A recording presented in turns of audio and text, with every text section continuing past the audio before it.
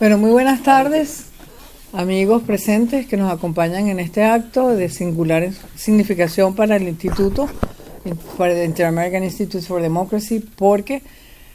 trata de resumir y de resumir la situación de uno de los países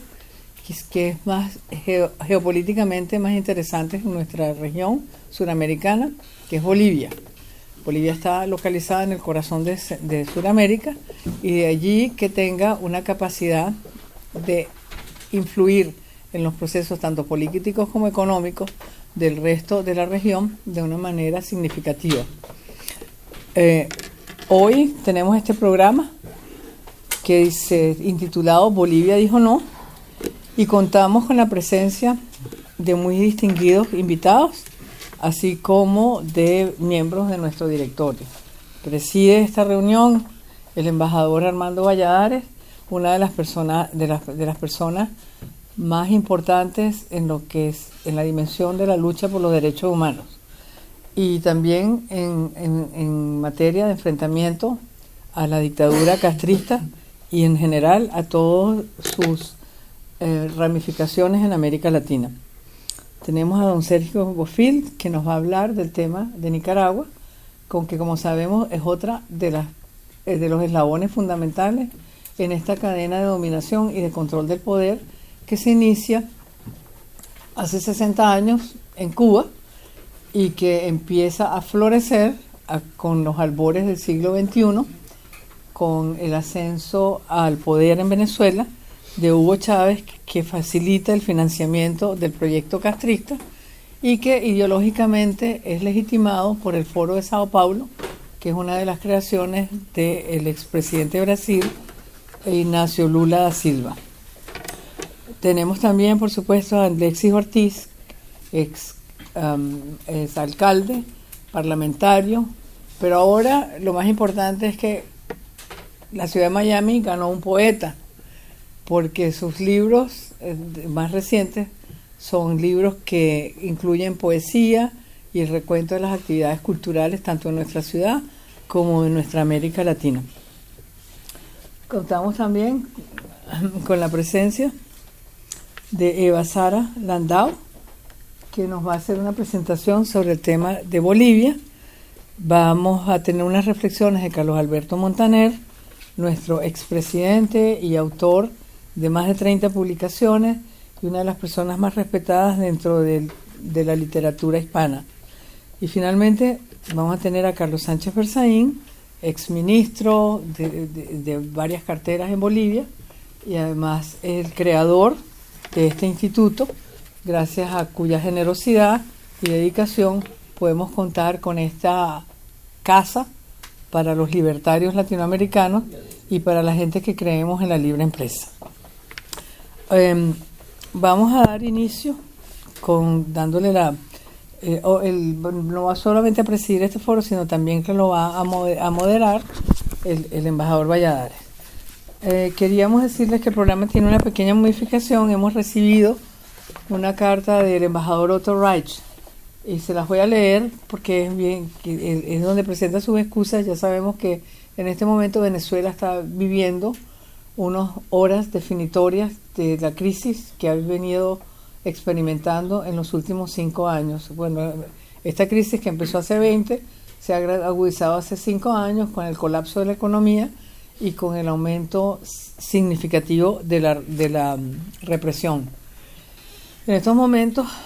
que hay un presidente interino y que hay las fuerzas democráticas del mundo lo acompañan, ese presidente interino, hay una especie de confrontación entre las fuerzas legítimas y de la usurpación e ilegitimidad. Y por supuesto Estados Unidos está siguiendo con mucho cuidado esto, y el embajador Otto Reich es uno de esos recursos que facilitan el análisis de la situación venezolana. Básicamente nos dice que tuvo que trasladarse a Washington porque lo llamaron de manera inesperada esta tarde, y que lamenta mucho no estar presente en el foro de Bolivia dijo no, que él estaba convencido de que era una iniciativa muy importante en la cual hubiera querido participar. Dice que lamentablemente, dentro de Europa y de los Estados Unidos, se ha puesto de moda de comentar denigrando de todo lo que la administración Trump dice o haga, y que él piensa que quizás este ruido y estos ataques absolutamente sin valor están oscureciendo la significación de los cambios que la administración del presidente Trump está realizando. No importa lo que pensemos sobre el presidente y su estilo personal,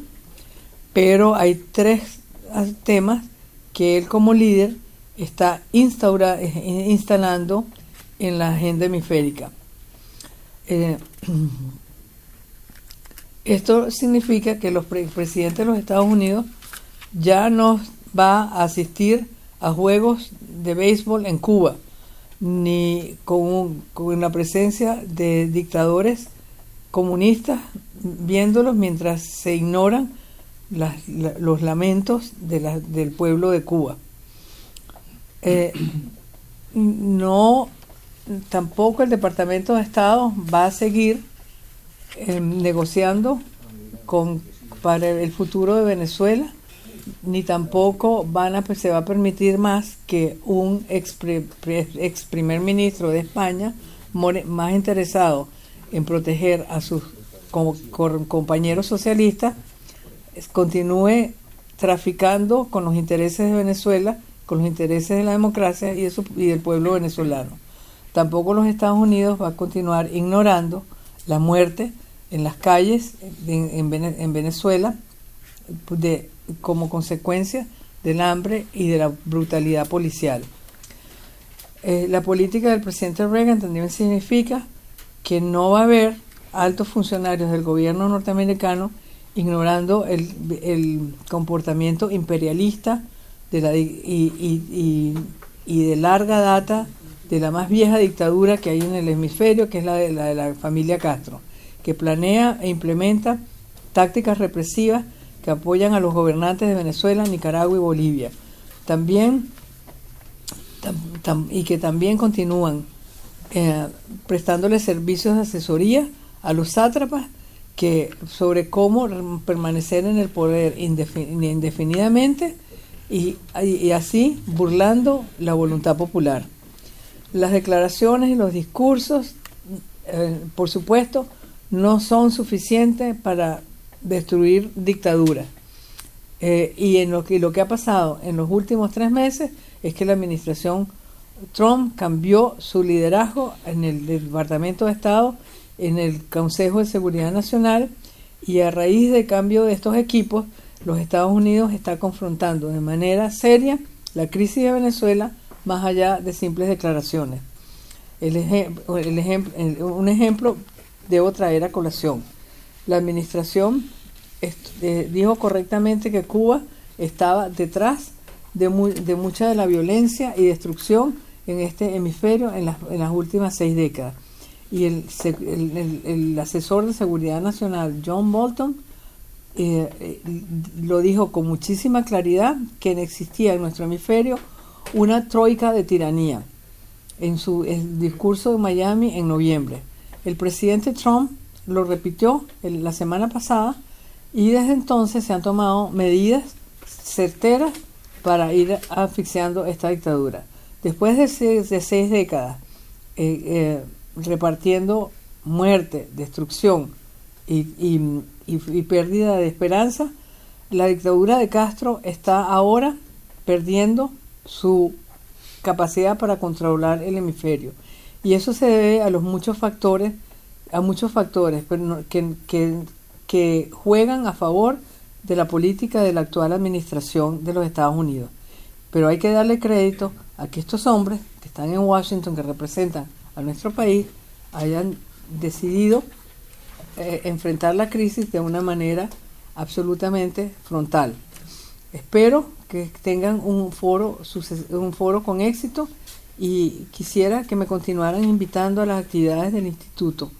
Pero me despido con un saludo muy afectuoso, Otto Reich.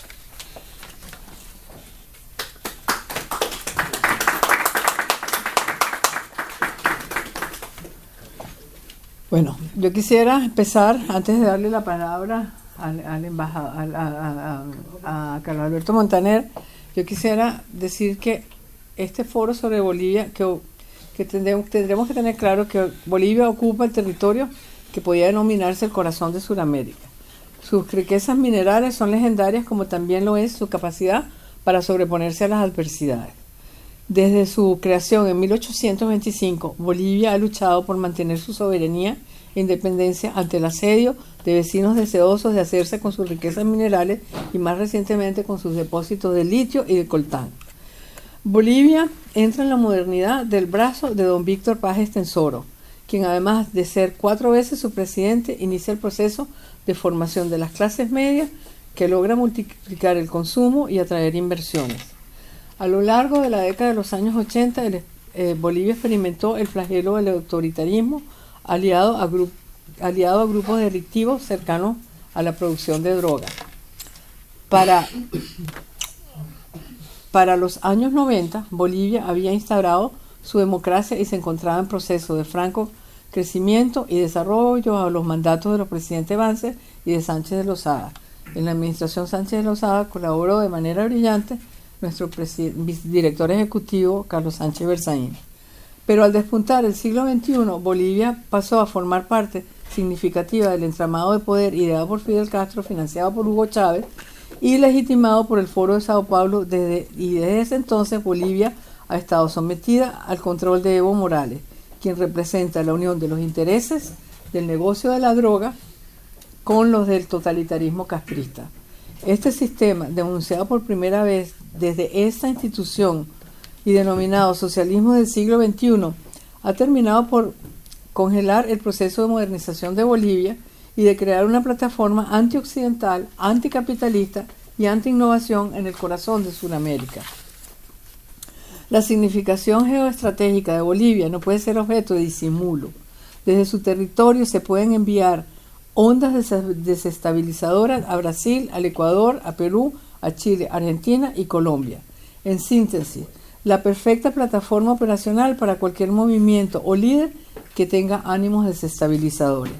Pero más aún, en este siglo en que una nueva ruta de la seda se ha creado por los caminos cibernéticos, Bolivia tiene la ubicación perfecta para emplazar en su territorio plataformas de penetración de los sistemas de comunicación de toda Sudamérica y de penetración de almacenes de datos para usos criminales. Es decir, Bolivia puede ser el lugar perfecto donde volver a montar una experiencia como la que se llamó Avalanche, que era la especie de un Amazon.com del crimen organizado. Hoy está a medio camino entre Ciudad del Este y el emporio del arco minero venezolano, donde se refugian las más descantadas representaciones del crimen organizado transnacional. Y en la medida que el socialismo del siglo XXI sea derrotado en Venezuela y Cuba, Bolivia se va a transformar en un lugar de refugio para recomponer fuerza y retomar el poder en el futuro. Estas consideraciones de orden geopolítica, democrática y de fomento del desarrollo nos han llevado a realizar este foro, en el cual pretendemos desarrollar un análisis profundo de la situación actual de Bolivia, las analogías de su actual régimen con los de Venezuela y Cuba, las estrategias del castrismo en tiempos de dificultad y la política de Estados Unidos frente a estos procesos. Agradezco la invitación a participar muy especialmente porque se trata de un país muy querido por mis padres, quienes vivieron allí desde 1954 hasta 1958, y del cual trajeron a nuestro hogar a nuestra querida Tata Mercedes, quien fue la encargada de repartir disciplina en el hogar de los Rangel Mantilla. De allí que desde mi muy particular punto de vista deseo ver a Bolivia libre muy pronto, para que finalmente logre su potencial, que como lo definiera don Víctor Paz Estenssoro, abro comillas, es limitado como las estrellas que guiaron a la nación aymara por los senderos de la construcción de una tierra única en la antigüedad, aquella en la que la diversidad reinaba y la prosperidad era respetada como fuente de progreso. Muchas gracias y ahora le doy la palabra a Carlos Alberto Montaner.